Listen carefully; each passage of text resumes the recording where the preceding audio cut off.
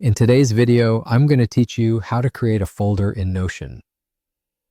Notion doesn't use traditional folders the way your computer does. Instead, every page can act like a container for other pages, which makes it a flexible way to organize projects, notes, and resources. In a few moments, you'll have a simple, clear folder setup that you can use to keep related content together.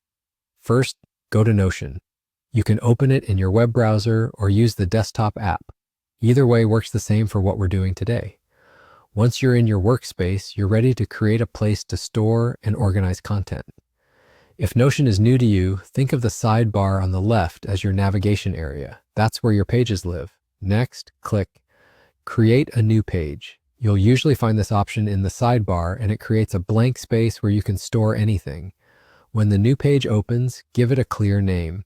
For this example, type Folder as the title.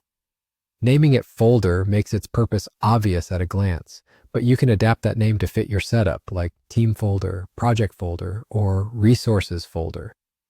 The important thing is that it's clear and easy to find later. That's it.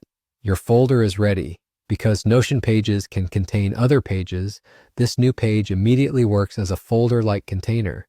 You can treat it as the home for related content and keep everything neatly grouped together. This approach scales well as your workspace grows because you can create as many of these organizing pages as you need and arrange your structure in a way that makes sense to you. A quick tip on organization: consistency is your friend. Use a naming pattern that tells you what the page is for at a glance, and keep similar items together in the same container page. If you're collaborating, a short description at the top of the page can clarify what belongs inside and what doesn't, helping your team stay aligned. Also, consider adding a brief note or checklist within the page to remind yourself of what lives here. Even a single line like "Store all project planning docs in this folder" can save time later. To recap, open Notion, create a new page, name it Folder, and you're done.